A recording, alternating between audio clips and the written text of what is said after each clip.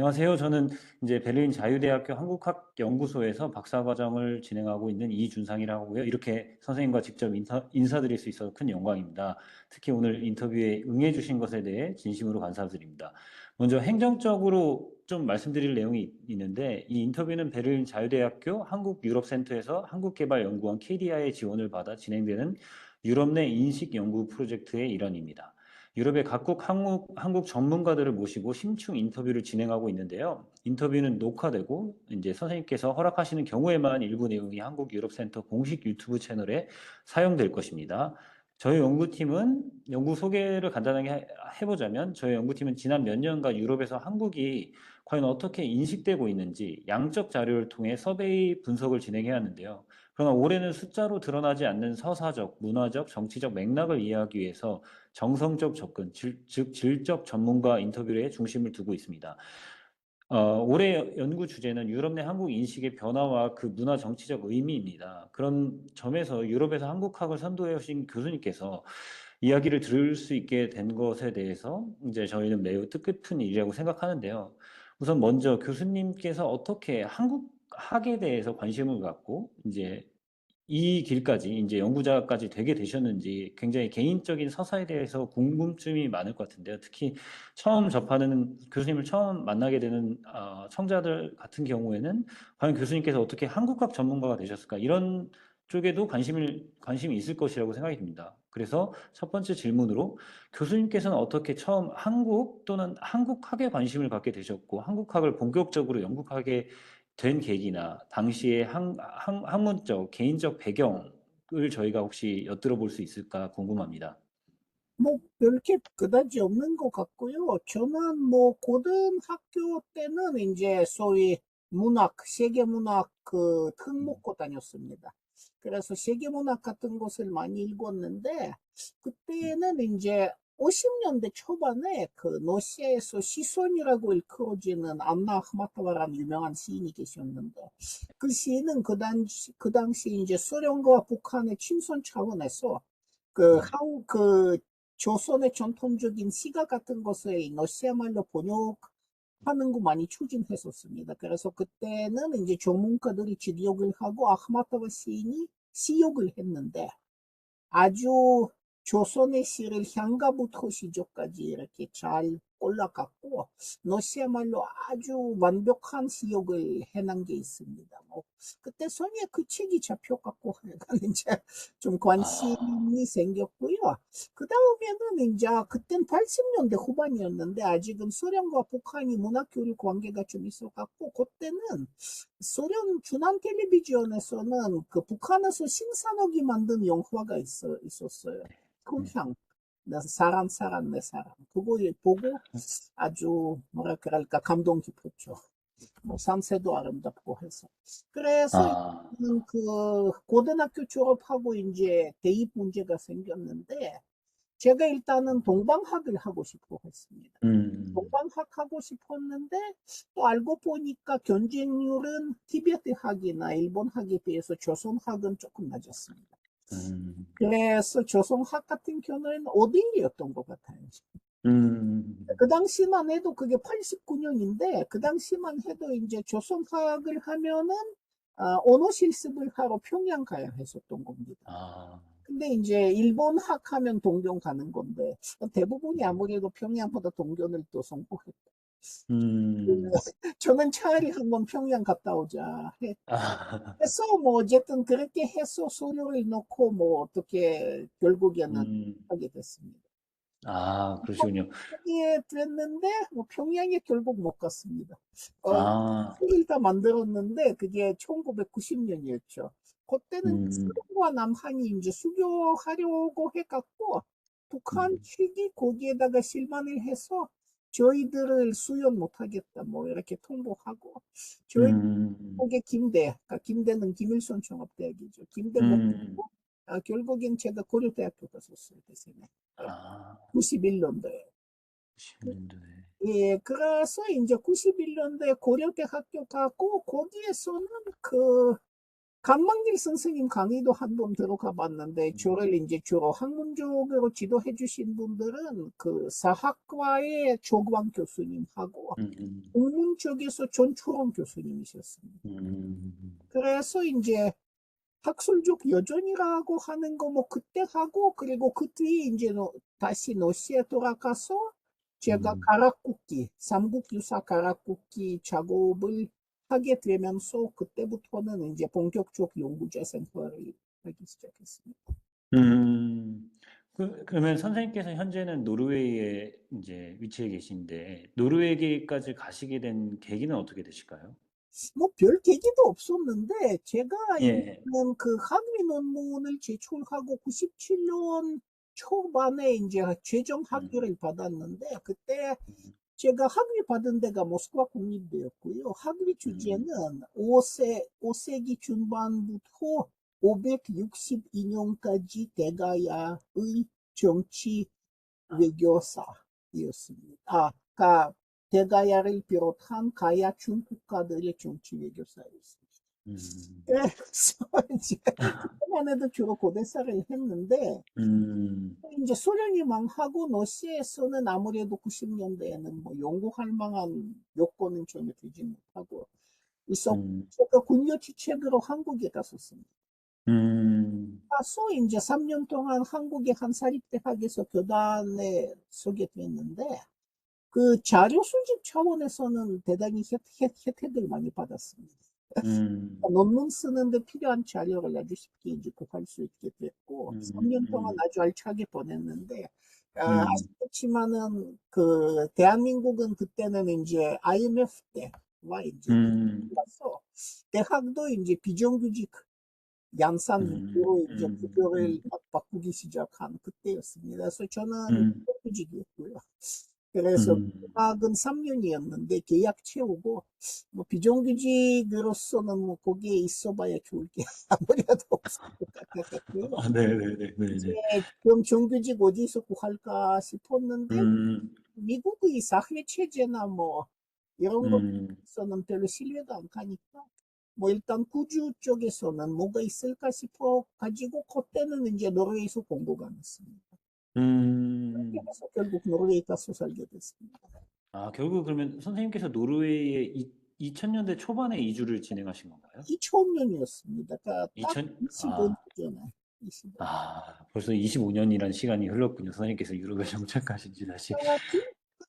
처음 노르웨이 갔을 때는 노르웨이에 대해서 잘 아는 데 없었고요. 음, 음, 그렇다면은 지금 선생님께서 처음 노르웨이로 가셨을 때와 지금과 한국학이라는 그 학문으로서의 한국학에 대한 위치성도 굉장히 달라졌을 것 같은데 교수님께서 오랫동안 노르웨이에서 한국을 연구하고 가르쳐 주신 경험을 토대로 해서 혹시 노르웨이의 일반적인 대중들이 한국 인식에 대해서 어떻게 변화해야 하는지에 대해서 좀 알려주실 수 있을까요? 글쎄, 인식이라는 게 별로 음, 25년 전에 한국에 대한 인식은 없었습니다. 그러니까 음, 한국 물건 일부 있었죠. 그때도 이제 음, 와서 바로 부딪히게 된 게 예를 들어서 현대자동차라든지. 음, 근데 아직은 휴대폰은 별로 없었던 시기라. 음, 근데 그 한국산 자동차를 못 바로 봤습니다. 자동차 보고 음, 예를 들어서 한국산 선박이라든지 그것도 음, 이제는 볼 수가 있었고 제가 음, 한국에 때 한 최초의 대중 강의를 그 당시에 베르겐의 그 산업 전문대학 음, 산업학은 노르웨이에서 이제는 기업인들을 양성하는 학교입니다. 음, 그래서 산업전문대학에서 이제 한국 관련 강의를 했는데 그, 그 당시에는 한국에 대한 관심은 자동차 산업하고 선박 산업 정도였고요. 그 음, 다음에는 2001년이었던가 지금 기억이 음. 가물가물한데 그런 김대중 선생이 노벨상 타신 게 2001년이었던 거예요. 아, 2001년인가 2000, 저도, 네네네네. 2001년이죠. 2000년으로 2000년. 2000년 12월 11일 아, 아, 11일이네요. 아, 그래서 예, 노슬 예, 예. 예, 예, 그때 예. 저도 그 김 대통령께서 오셔갖고 그때는 상을 타시고 이제 특강 하시는데 음. 시청에서 특강 하시는데 저도 그때 가서 들었습니다. 아주 음. 이었죠. 하여간 그때는 김 대통령께서 이제 오슬로 오셨을 때 한국의 이제 남북 관계라든지 인권 문제라든지 그런 부분에 대해서는 인식이 좀 말하자면 음, 상당히 보도량이 컸던 것으로 지금 기억. 음, 그 당시에 이제 상을 받으신 거는 뭐 한일 화해라는 부분도 있었지만은 기본적으로 남북 화해였는데 음, 한때에는 남북 화해 문제에 대해서도 강의 요청이 있어갖고 좀 바빴습니다. 음, 그래서 그 햇볕 정책에 대해서는 보도량이 그때는 피크였다가 그 다음에 점점 줄어들었어요. 그 다음에 음, 햇볕 정책도 없어졌습니다. 음, 그래서 일단은 2000년대 그러니까 2002, 3, 4, 5, 6, 7년 뭐 그때는 가끔 미디어에서는 인터뷰 요청이 들어오고 뭐 강의 음, 요청이 들어오고 그랬는데 대부분은 한국이 아니고 북한이 있습니다. 음, 북한 같은 경우에는 그 당시에는 상당히 역동적으로 이제 여러 가지 일들이 생겼던 거고 기억하시겠지만 음, 2006년에는 예, 핵실험을 했고 그 다음 음, 이제 6차 회담 뭐 음, 이렇게 해서 이제 북핵을 놓고 이제는 어떡할 것인가가 이제 세계 하나의 음, 문제가 됐고 뭐 그랬는데 그 부분에 대해서는 적어도 외교 안보 전문가들이 관심이 있었고 일반인들 같은 경우에는 그냥 음, 북한을 좀 재미있어 했었습니다. 음, 그렇게 자본도 별로 없는 작은 나라인데 미국이 어떻게 맞섭니까? 뭐 음. 그런 그렇다면, 네. 네, 네. 그러면 2000년대 초반에서 중반까지는 결국은 한국에 대한 인식이란 것 자체가 이제 북한을 통한 한국이라고 봐야 되겠네요. 북한 자체라기보다 어쨌든 남북 문제, 남북 남북 문제들에 대한 문제 인식 때. 이제 화해 문제, 그 다음에는 이제 북한의 북핵은 음, 주도적으로 중요했던 건 기억이 나고요. 음, 그래서는 사실은 잘 알았던 사람들은 상무회의소, 그 상무회의소에서 이제 음, 자동이나 성박 쪽에 일했던 사람하고 음, 위에서는 그 성박보험 회사가 있어요. 덴웨, 덴오스킬러. 음, 그쪽은 한국을 상대로 해서 상당히 사업을 만들어요. 음, 그래서 이제 그쪽에는 한국에 대한 지식에 대한 그 수요가 좀 있었고, 음, 일단은 노르웨이 기업에서는 예를 들어서는 그 한국에다가 연어를 판다든가 음, 그런 쪽이 좀 관심이 있었습니다. 그러니까 기업 음, 쪽에서 약간의 관심이 있었던 것이죠. 음, 한국 시장이 아무래도 중국에 비해서는 작다 보니까. 음, 그때는 중국이 한참 떴고 한국은 거기에다가 좀 가려져 있었어요. 음, 그래서 한국에 대해서는 어쨌든 2000년대에는 관심이라는 게 기업 쪽에서는 이제 수출업이나 내외 같이 음, 성박보험 판매. 음, 그렇, 네, 음. 말씀하시죠. 혹시 그렇다면은 이제 2010년대에서 20년대까지 이제 쭉 넘어가면서 혹시 노르웨이에서 한국에 대한 인식이 변화하거나 대중적인 인식이 증가하는 중요한 계기나 어떤 사건이 있다고 볼 수 있을까요? 선생님께서 어떻게 판단하고 계신가요? 뭐 아무래도 한류였죠. 음, 한류 아니었다면은 지금처럼 한국을 적극적으로 인식하지 못했어요. 음, 이 한류라는 거는 아마 처음에 크게 울려 퍼진 게 아무래도 강남 스타일 뭐 하여튼 음, 그때쯤일까 싶습니다. 음, 2010년대 초반에 이제는 유튜브에서는 케이팝이 음, 한류가 인류보다 조회수가 많아졌고요. 음, 여기에서는 케이팝 그 팬 동아리들이 생기기 시작한 것도 아마 음, 2010년대 초반이었던 것 같고 음, 그리고 한국 영화들 같은 경우에는 전문가들을 넘어서 일반 관객 대중들까지 관심 갖게 된 것도 아마 그때 아니었나 싶습니다. 음, 지금 기억이 나는 게 그 작품이 언제 나왔나 지금 기억이 안. 김기덕 씨 봄, 예. 봄, 여름, 가을, 겨울인가? 아, 네. 2003년에서 그때 근데 2000년대 초에 개봉한 걸로 저도 알고 있는데 예, 그게 어떻게 언제 노르웨이에 개봉했는지는 이제 노르웨이에서는 2000년대 후반이와 네, 네. 2000년대 초반, 뭐, 그때쯤에, 상당히 대중적인 반응이 좋았고요. 하여튼 음, 한국 영화들이 이제는 영화 잘 보는 사람들 사이에서는 네, 네, 네. 이 방향을 일으키기 시작했습니다. 그러니까 2000년대 음, 초반은 이제 한류의 음, 노르웨이의 이제는 초일기. 음.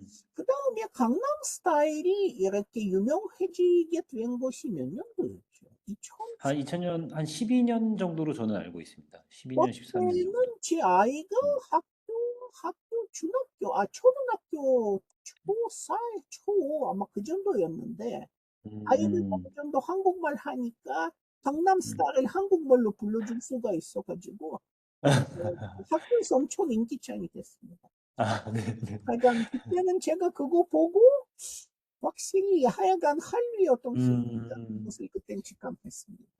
야, 선생님 한국, 혹시 네. 그럼 강남 스타일이라는 어떤 대중문화가 노르웨이에 들어왔을 때부터 한국학에 입학하는 학생들도 좀 많아지거나 아니면 대중적인 관심이 늘어나는 걸 직접적으로 학생들과의 뭐 대면에서 느낄 수 있으셨나요? 저희들이 이제 한국어 가르치는 건 없고요. 이제 한국 관련 네. 다른 과목들이 있는데, 확실히 음, 그때쯤에는 인기가 높아지고 있다는 거는 직감, 음, 실감할 수 있었고요. 저희들이 음, 또 이제 인기가 올라가고 한국 대중문화에 대한 수요가 높아지고 관련 지식이 필요하고 하니까 2016년부터는 음. 저희들이 한국 대중문화 수업을 가르치기 시작했어요. 아, 지금 벌써 거의 9년 다 됐죠. 음, 그래서 한국 대중문화 수업을 하고 또 그 수업 학생 수강 신청은 처음부터 폭발적인 인기가 있었고 음, 대개는 저희들의 수강 인원을 뭐 100명 이렇게 제한시키는데 거의 100명.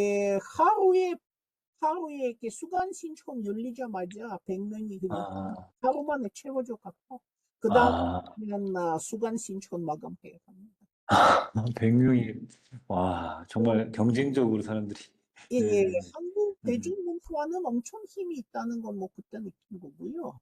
음, 그 다음에는 또 큰 정화는 음, 넷플릭스였던 것 같아요. 넷플릭스, 네. 이 드라마를 반영하기 시작한 게 제 기억이 음, 정확하다면 2018년, 19년 정도였던 것 네, 같아요. 맞는 것 같습니다. 네. 그때는 이제 미스터 선샤인부터 시작해갖고 일단은 그것도 상당히 보는 층이 있었고, 그 다음에 오디오 네. 게임으로 그게 본격화됐습니다. 음, 본격화가 돼서, 지금 저는 지금 제 연구실이 있는데, 예, 여기 예. 동료들이 연구실이 다 옆에 있잖아요. 제 동료 네. 중에서는 넷플릭스로 K드라마 안 보는 사람 없습니다. 아, 그래서 아무래도 그게 엄청난 폭발력을 지니고 있었던 것 같아요. 네, 네, 네. 요적인 아, 그런 것 같습니다. 그래서 아, 뭐 중요한 한국에 대한 인식에 있어서의 그 흐름에 있어서 중요한 정기는 이제 김대중 음, 년의 노벨상 수상, 음, 북핵 실험, 그 다음에는 이제 한류의 도입, 음, 이제 넷플릭스와 K드라마. 이 음. 정도로 아마 보는 게 맞을 것 같고. 네, 네, 네, 맞는 것 같습니다. 그 다음에 2020년대에 접어들어서 네, 이제는 뭐라 그래야 할까? 한국은 그 보기 드물게 지금 권위주의가 거의 세계 대세가 돼가는데 한국 음, 보기 드물게 민주주의를 나름 잘 지켜주는 나라. 음. 그런 인식도 좀 많이 강해진 것 같고. 아, 이 부분에서도 저희가 지금 질문하고 싶었던 부분은 최근에 또 이제 작년에 한국의 정치적 변화가 크게 있었지 않습니까? 그래서 예를 들어 뭐 네, 계엄이라든지 탄핵 그리고 정권 교체, 민주주의 정부의 새로운 수립 이런 작년부터 크게 이제 변화하는 한국 정치에 관련해서 노르웨이는 어떤 식으로 한국을 이제 보도하거나 대중들은 그걸 어떻게 생각하거나 한국 학과 학생들은 또 어떻게 이제 교수님과 뭐, 토론하거나 그랬는지 궁금합니다. 네. 저희들은 한국 학과는 없고요. 그냥 한국 관련의 일부 과목을 제가 가르치고 있습니다. 예, 예, 예, 예. 일단은, 아, 윤 대통령에 대해서는 인식이 음, 아주 안 좋았죠. 아주 안 좋았다는 음, 음. 기억하시겠지만, 이태원 참사 때 네. 압사당한 그 학생 중에 한 명이 노르웨이 여자였습니다. 아, 그것도 한류가 좋아서 한국 가서 한국에서 유학하게 됐는데, 아, 연대에서 유학했죠. 그래서 음, 압사를 당해갖고, 그때는 연세대 학교는 비교적 상식적으로 나와갖고, 이제 유족들 좀 도와드리고, 여러모로 음, 예, 잘했지만은, 한국 대사관이라든지, 이제 음, 대한민국과는 거의 유족들을 위해서 해준 게 없었어요. 뭐, 이제, 음, 그러니까 윤 대통령 하에서는 한국은 좀 위험한 사람. 음, 음, 그런 인식은 강했고, 그리고는 뭐 평양 무인기 사건이라든가 음, 오물풍선이라든지, 이제 그 음, 당시에는 이제 내란 정권이 네네. 일전에 남북 전쟁 도발, 음, 하여간 그랬을 때, 그것도 음, 노르웨이 언론에서는 비교적 자세히 다뤄줬고요. 음, 불안하다. 그리고는 신권위주의가 이제 한국에서도 득세한다. 음, 으로 무능한 정권이다. 뭐 그런 인식을 음, 했고요. 그 다음에는 내란이 났던 날에는 거의 내란이 나자마자 5분 후에 정보가 걸려왔습니다. 아, 언론에서. 그러니까 예의주시한 거죠. 음, 했는데 뭐 관심은 폭발적이었고 음, 그때는 언론 그 취재 요청이 아주 며칠 시달렸습니다. 하도 뭐라 그럴까 여기는 그 한국 관련 뭐 전문가도 없고 대사관 같은 경우에는 사태 파악하느라고 뭐별 음, 언론 응대를 못했던 것 같고 음, 그러니까 일단은 민주주의가 지켜졌고 또 이제 음, 내란을 이제 수습하는 과정에서는 또 시민들의 이제 자율적인 참여가 돋보였고 또 이제 무장한 군인들을 맨손으로 막은 시민들의 용기 뭐 이런 것도 노르웨이 신문에서는 크게 났고 그리고 그 다음에 이제 탄핵 집회. 제가 한번 탄핵 집회에 스스로 참여해갖고 사진 찍고 노르웨이 신문에 보내기도 했는데. 하여간, 그 탄핵 집회 은원봉 시위 눈 음, 속에서 이렇게 은원봉 시위가 하는 거. 음, 그것도 아주 크게 보도됐고. 아, 네. 그래서 한국은 그러니까 시민사회의 나라, 민주주의를 사수할 수 있는 나라. 뭐 음, 긍정적인 보도가 있었고요. 네, 네, 네, 네, 네. 그래서 지금 같은 경우에는 한국에 대한 인식이라는 게 굉장히 선진적인 국가, 음, 는 첨단 기술부터 음, 대중문화까지 할 수 있는 선진국. 하지만 아직 음, 입장을 해서 여러모로 좀 불안하거나 위험한 측면이 있는 사회. 음, 그리고 그런데도 불구하고 일단 압축 선장과 독재 과정에서는 민주 세력이 이제 공고화되고 민주 세력이 음, 결국에 이긴 사. 그런 예, 것 같고 음, 뭐 선생님께서 네. 네, 정치적 이제 미디어 그리고 정치적이거나 문화적 요인 그리고 미중 대중문화의 미디어와 대중문화에 관련해서 전반적으로 말씀을 해주셨는데요. 혹시 선생님께서도 직접 오슬로에서 지내시면서 한국 물건이라던가 뭐 상품이라던가 아니면 한국과 관련된 뭐 음식물이라던가 이런 것들이 점차 레스토랑이라던가 이런 것들이 늘어나는 실질적인 변화도 보신 적이 있으신가요? 많이 봤죠. 사실 제가 처음 25년 전에 왔을 때 음, 여기서는 한국 식당 한 군데 있었다가 문 닫았습니다. 고객이 없어서. 그 아, 다음에는 또 한 식당은 살아남았는데 강남이라고. 근데 그 네, 강남 식당이 살아남은 비결이 뭐였느냐면은 수시를 네, 잘 팔았기 때문에. 아, 그러니까 수시집으로 그냥 살아남은 거는 아, 한데 아, 그랬다는 거죠. 근데 지금 음. 같은 경우에는 네 군데, 다섯 군데 정도는 이제 음, 음식과 함께 한국 음식 제공하고, 이제 일본 음, 음식과 한식이 좀 메인이 되는 음, 그런 추세를 볼 수가 있는 것 같고, 그다음에 음, 저도 이제 한국 음식 평상시에 먹으니까 일단 예, 이민자들이 운영하는 그 음식 가게, 그러니까 식량 음, 가게 저도 정기적으로 일주일에 몇 번씩 들리는데 요즘 음, 같은 경우에는 비비고 비비고, 네, 만두, 비비고 만두 음, 적어도 한 10촌 정도, 10촌 정도 거의 그런 가게마다 다 준비돼 있더라고요. 비비고 아, 만두 그러면 잘 팔리는. 선생님 보시기에 그런 식료품 가게 소비하는 소비자들도 단순히 이제 동아시아권 이민자뿐만 아니라 어떤 유럽 시민들도 활용하고 있는 것 같으신가요? 대부분 유럽 시민, 그러니까 노르웨이 사람들입니다. 그 음, 만두나 뭐 이런 거는 지금은 대중화된 거고요. 음, 여기에서는 제 딸이 지금은 이제 중2죠. 제 딸 음, 아이 그 친구들이 좋아하는 게 불닭라면 뭐 이런 거. 네, 그래서 이제 한국말로 불닭 뭐 이렇게 부르고. 음, 이 정도 근데 이 친구들이 다 노르웨이 사람들이죠. 한국, 음, 러시아 아무 관계없어. 어, 음, 그러니까 그게 이제 라면이나 만두는 많이 대중화됐고, 김치를 이제 많이들 소비하죠. 음, 김치를 뭐 동아시아하고 아무 관계없는 노르웨이 시민들도 조금씩 먹는 것 같습니다. 음. 아, 그러면 어떤 2000년대 이후로 이제 한국 문화의 대중문화가 확산되면서 한국 문화에 대한 뭐 관심이 없는 분들까지도 다양한 방식으로 넷플릭스나 이런 플랫폼을 통해서 접하고 한국 문화까지 음식까지 소비하게 되는 이런 어, 서클을 운영해. 뭐 네. 한마디로 이렇게 이야기하자면은 주류화죠. 음, 음, 넷플릭스 같은 경우에는 개인 드라마는 이제 곁들이라기보다는 주 메뉴입니다. 음, 넷플릭스가 이제 승부를 거는 주된 메뉴죠. 이제 음, 아시겠지만 스트리밍 서비스도 여러 가지 있잖아요. 넷플릭스가 있고 애플이 있고 HBO가 있고 있는데 뭐 그들한테는 이제 K-드라마는 중요한 승부의 도구입니다. 그래서 그러니까 전혀 동아시아와 아무 인연 없는 사람들도 이제 그거 본다는 이야기죠.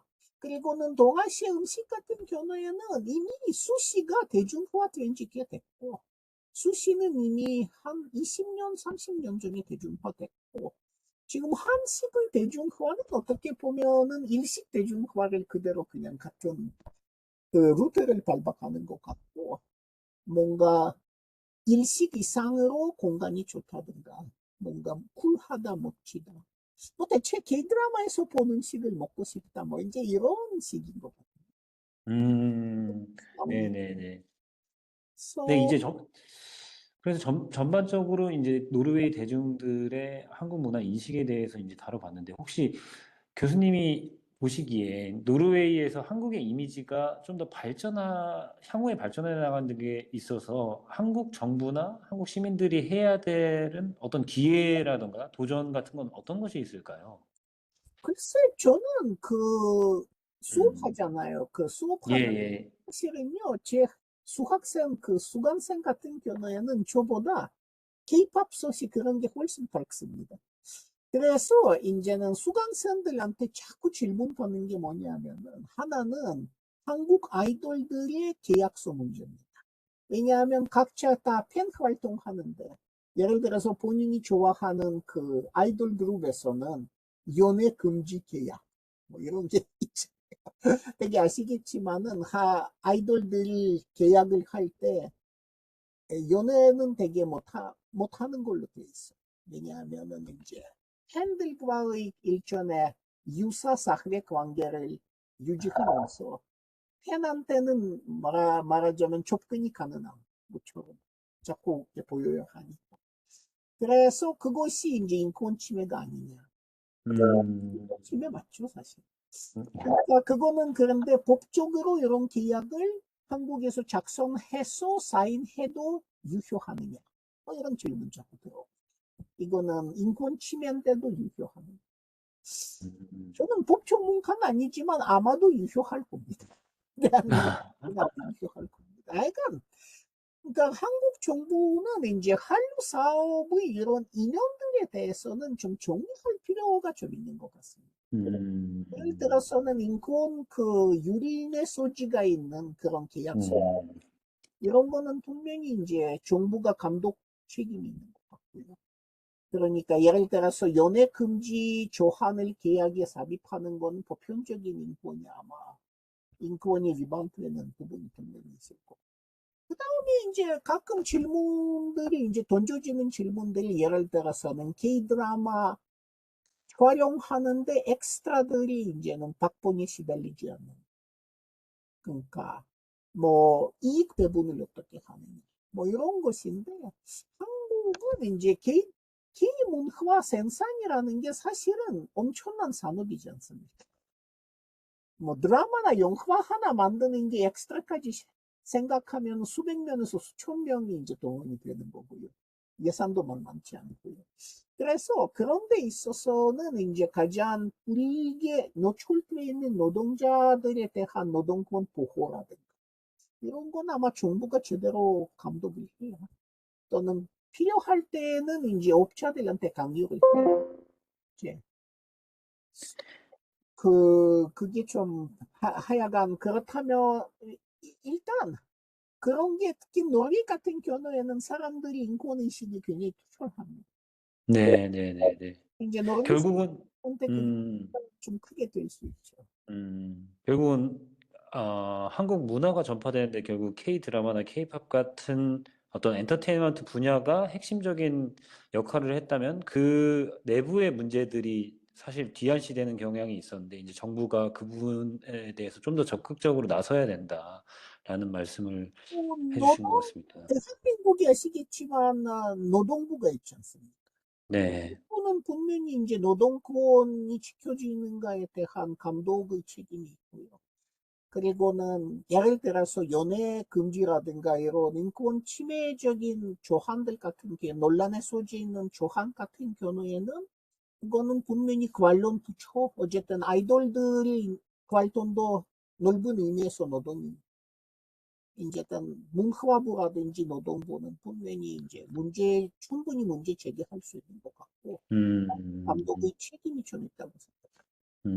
혹시 한편으로는 다른 질문인데 한국과 노르웨이 사이에서 학술적이거나 문화적 협력 같은 경우엔 어떻게 더 강화될 방법이 있다고 생각하실까요, 선생님?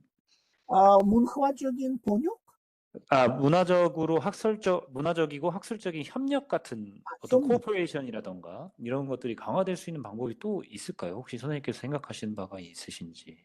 그게 글쎄 일단은 학술 활동 같은 경우에는 여기에서는 노르웨이도 학술진흥재단에 해당되는 노르웨이지언 리서치 파운데이션이 있고 한국에도 이제 한국연구재단이 있고 두 재단 사이에서는 예를 들어서는 한노 합작 프로젝트 공모를 한다든가 같이 그거는 뭐 정부 관련 부처 차원에서 협의해야 할 일인 것 같고요. 일단은 한국의 학진과 노르웨이 학진 사이에서 만약에 이제 두 나라 연구자들이 같이 공모할 수 있는, 같이 할 수 있는 프로젝트를 공모하면은 아마 응모하는 사람 적지 않게 있을 겁니다. 지금 저희 학교만 해도 한국자매교련대학은 한 10개 있습니다.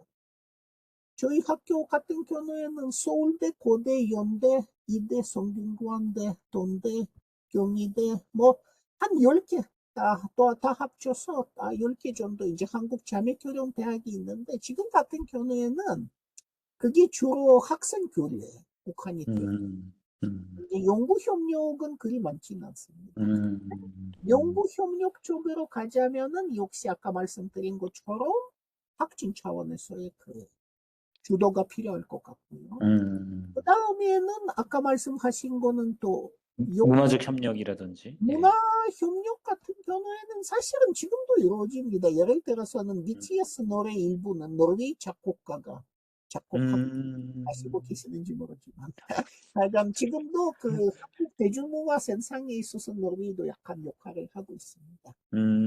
네, 알겠습니다, 선생님. 지금도 있는데 그것도 음, 역시 이제 문화부들끼리 좀 같이 결국에는 관련자들, 담당자들이 만나서 양국의 네. 담당자들이 만나서 이제는 협의해야 할 부분인 것 같아요.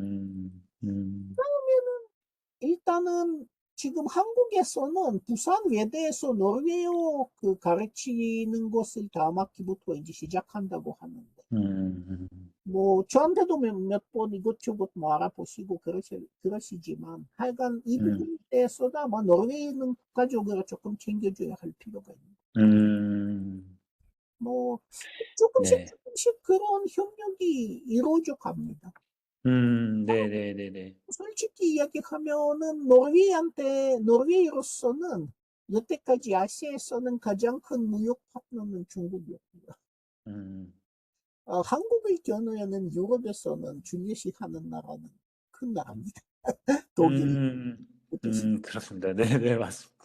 그래서 이제 다 서로 이렇게 좀 도리시 되는 약간 그런 결과는 있었는데, 요즘 음, 같은 경우에는 이제 노르웨이와 한국의 공동 분모는 어쨌든 둘 다 민주국가라는 거. 음, 시민사회가 상당히 강하다는 거. 뭐 하여튼 이런 것도 요즘은 고려해 놓아야 하니까. 음, 저는 네. 또 서로를 중시할 필요가 있는 것 같습니다. 음, 네, 선생님, 오늘 말씀 감사합니다. 혹시 마지막으로 혹시 더 덧붙이고 싶은 말씀이시나 하고 싶은 말씀이 있으시면 마무리해 주시면 감사하겠습니다. 네, 뭐, 노르웨이는 원래 아까 제가 말씀드렸던 것이 이제 기업 쪽에서, 노르웨이 기업 쪽에서 이제는, 한국의 자동차가나 선박에 대해서 이미 1990년대도 관심 갖고 있었다. 그 말씀 드렸는데, 사실은 90년대나 2000년대에 한국에 대해서도 관심 갖고 있었던 노르웨이 단체는 노총이었습니다. 노총. 그러니까 민주노총 같은 이제 그런 거. 아, 민주노총 말씀이시, 네, 그러니까 노총에서 왜 관심이 있었느냐면 한국에서 노동 탄압이 너무 심하다고. 이제 음, 계속해서 이제 노조들끼리 이제 서로 국제 협력하잖아요. 그래서 한국의 민주노총으로부터 계속해서 이제 협력 그 요청이 들어왔고, 연대 요청이 들어왔고, 너무나 이렇게 파업을 이제 예를 들어서 물리력으로 분쇄한다든가, 이런 거는 또 노르웨이 노조 활동가들한테 큰 영향을 줬고요. 노르웨이 노조 활동가들이 또 그럴 때마다 이제 한국 정부의 노동 탄압 행각을 이제 선포하는 성명서도 내고 그랬었습니다.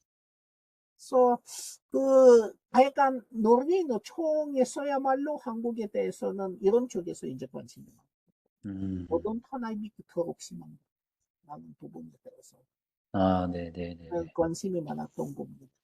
그래서 음, 지금도 사실은, 지금은 한국에 대해서는 이제 민주국가라는 식이 일단 앞서가고 있지만, 특히 음, 노동계는, 한국에 만만치 않은 노동 문제들이 있다는 음, 인식은 여전히 강한 것 같고요. 뭐 음, 그렇게 생각할 수밖에 없는 부분들이 상당히 많습니다. 예를 음, 들어서는 뭐 싱가포르나 대만의 외국인 노동자 고용 허가제도 마찬가지지만 한국의 고용 네, 허가제도 인권 유린의 소지가 굉장히 크다는 거. 음, 그런 것도 이제 노르웨이에서 관련 해당 그 활동가들이 잘 인식하고 있는 거고. 음, 그래서 지난번에 국제사명기구 엠니스티 인터내셔널이 한국의 음, 고용 허가제에 대해서 현대판 노예제. 음, 근데 노르웨이에서도 되게 인권 활동가나 노조 활동가들이 와 같은 인식을 대체로 공유하고 있어요. 음, 뭐 한국 정부 지금은 뭐 소년공 생활 해보신 분이 대통령 되셔가지고 네, 한국 정부는 아무래도 조금 뭔가 네, 할 필요도 있는 것 같긴 해요.